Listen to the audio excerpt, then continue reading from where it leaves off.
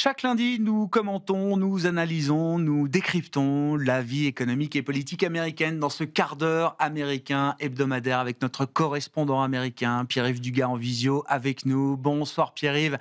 Merci beaucoup d'être avec nous. Il y a un mot qu'on retrouve là dans toute la presse économique, financière américaine ces derniers jours, c'est affordability.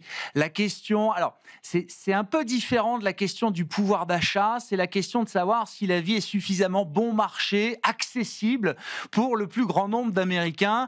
Et visiblement, la réponse est non. Écoutez, pour mon malheur, je commence mes journées en buvant du café et en mangeant une banane. C'est très mauvais. C'est très, très mauvais. Alors peut-être pour la santé, j'en sais rien, Mais pour mais le ça portefeuille m'aide à aussi, c'est démarrer la cela, journée. Pierre-Yves? Mais le café, au cours des 12 derniers mois, le café moulu a vu son prix bondir de 41%, celui de la banane de quelques 9%. Vous ajoutez à ça le prix du hamburger plus 15%. L'inflation existe, les Américains la rencontrent tous les jours en allant au supermarché et Donald Trump s'est aperçu qu'il ne pouvait plus, un an après son élection, bien qu'il ne soit au pouvoir que depuis le 20 janvier, un an après son élection, il ne peut plus tout mettre sur le dos de Joe Biden. Il ne peut plus dire que s'il y a encore des prix qui augmentent beaucoup, c'est la faute de Joe Biden. Il essaye de le faire, mais ça ne marche plus. Les Américains n'y croient plus. Et la cote de popularité de Donald Trump sur les questions économiques est en forte baisse et c'est un problème qui s'est manifesté notamment lors des élections partielles du 4 novembre où on avait prévu des victoires démocrates, mais l'amplitude des victoires démocrates a surpris parce que les Américains ne sont pas contents. Ils payent très cher aussi pour l'électricité, un bond de quelques 7%. Alors qu'est-ce qu'on fait dans ces cas-là? Alors d'abord, le déni de réalité n'est plus possible. Donc, on essaie de trouver des responsables. Alors, dans le cas de la viande, on a désigné du doigt le gang des quatre.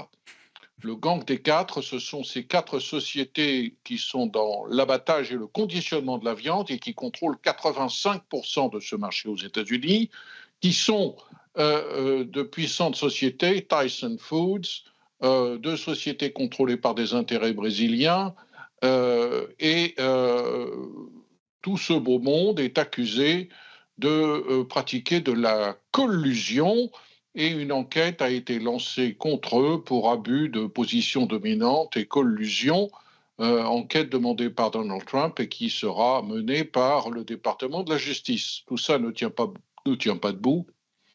Ça ressemble énormément à ce que faisait Joe Biden quand il était dans une situation où l'inflation était à 9%.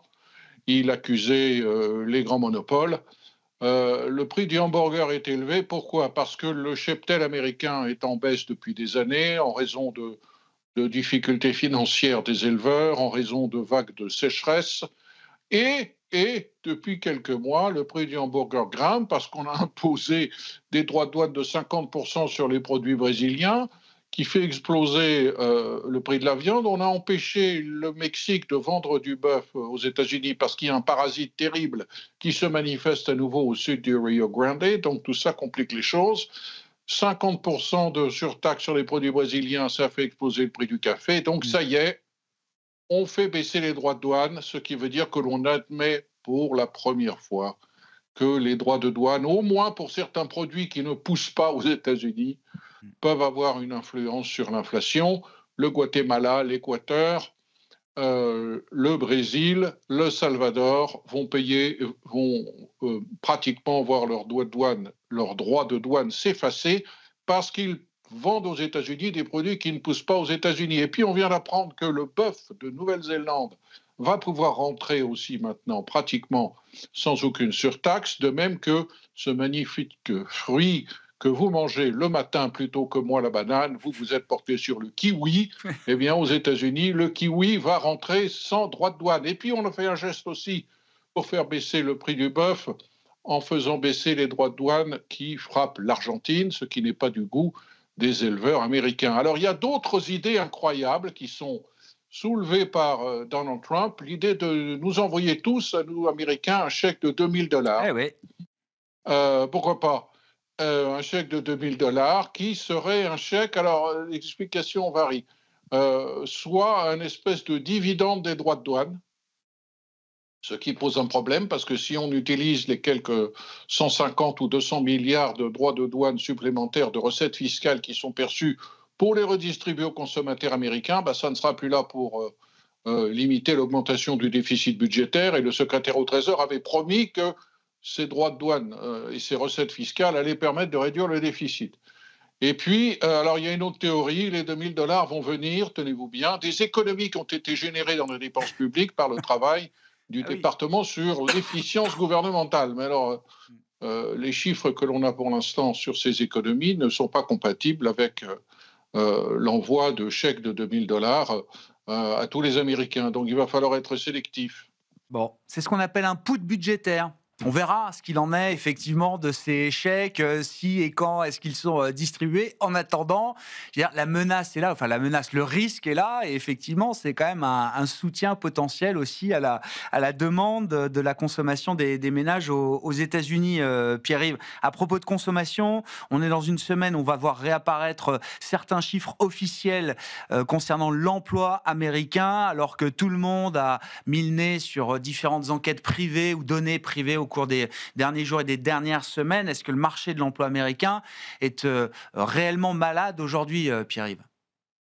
Alors, je crois que ce qu'on peut dire avec certitude, c'est qu'on a vraiment tourné la page sur la période dorée post-Covid de pénurie de main-d'œuvre, période dorée pour ceux qui cherchaient du travail.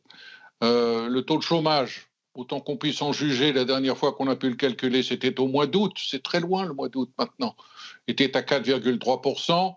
Les créations nettes d'emplois ont été estimées par le département du travail à 22 000. 22 000, c'est pratiquement l'erreur de mesure. C'est zéro, c'est peut-être plus 22 000, moins 22 000, on ne sait pas trop ce que ça veut dire.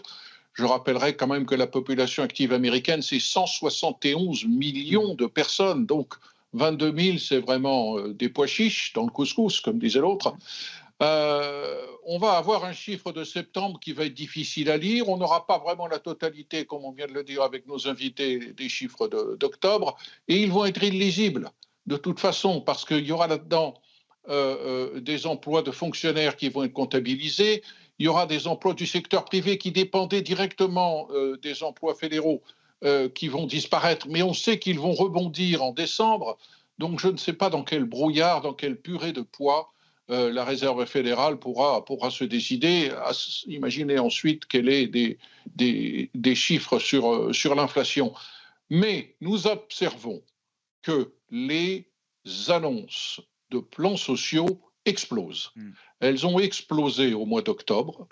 Elles sont 3 fois plus élevées qu'en octobre 2024.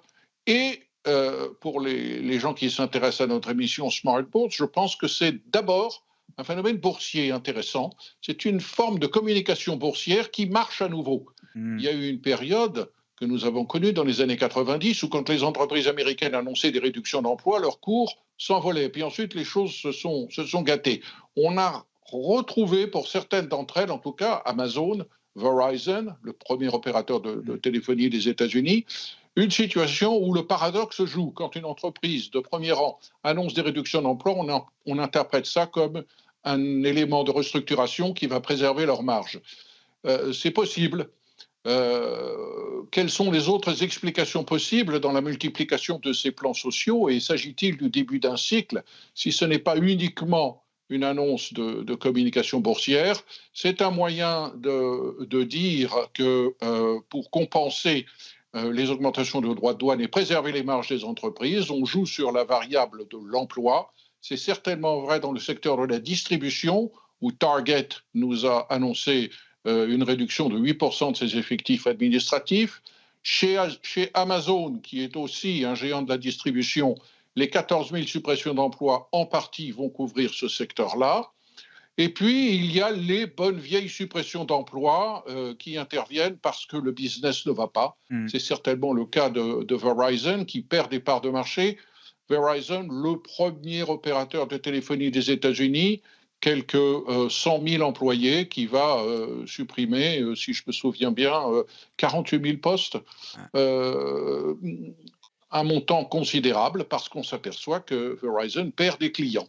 Je sais- Et en passant, on a appris au détour de l'annonce des résultats trimestriels de UPS, que Oui, UPS, un des leaders oui. de la messagerie express, a déjà supprimé quelques 40 000 postes. C'est 10% de leurs effectifs. Ils ont perdu leur meilleur client, Amazon. Il y a un passage dans le transcript de la réunion avec les analystes de la conf de Andrew Jassy, le patron CEO d'Amazon, à l'occasion de la publication des résultats et de l'annonce des 14 000 suppressions de postes. Je ne sais pas si vous l'avez lu, sinon je vous l'enverrai. Puis on lui demande, est-ce que c'est des licenciements boursiers? Est-ce que c'est l'IA? La réponse d'Andrew Jassy, c'est notre culture. Nous sommes Amazon, nous devons être en permanence, nous devons opérer en permanence comme la plus grande start-up du monde. Et oui, tous les 2-3 ans, ça implique de remettre un peu sur le tapis certaines questions d'organisation, etc. Je ne sais pas si c'est la vérité totale, mais en tout cas, je pense que c'est aussi une partie de la réponse. Alors, ça traduit clairement une mentalité très, très différente Ah oui. d'Amazon et même, je dirais, une mentalité américaine, Ouais, où quand une entreprise se porte bien, elle est fière de supprimer des emplois. ouais. Je pense que c'est aussi une réponse qui, même si elle n'est pas fausse, présente un gros avantage pour Amazon, c'est qu'elle est politiquement correcte. Parce que Amazon, qui vit de l'intelligence artificielle, qui investit plus de 100 milliards de dollars dans des centres de traitement de données, ne va pas commencer à parler de l'intelligence artificielle comme quelque chose de péjoratif qui supprime des emplois. Je pense que ça les aide de ne pas trop insister là-dessus.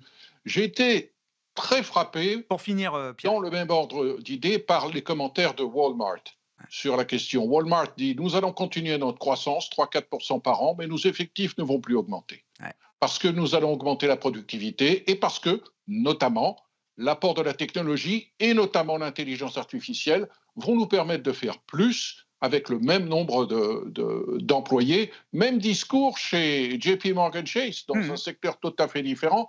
Non, l'intelligence artificielle va supprimer certains emplois, elle va en créer d'autres. En gros, à effectif constant, on peut faire mieux. Pierre-Yves Dugas avec nous chaque lundi dans ce quart d'heure américain, 17h45 si vous nous suivez en direct, sinon bien sûr en replay sur bismart.fr.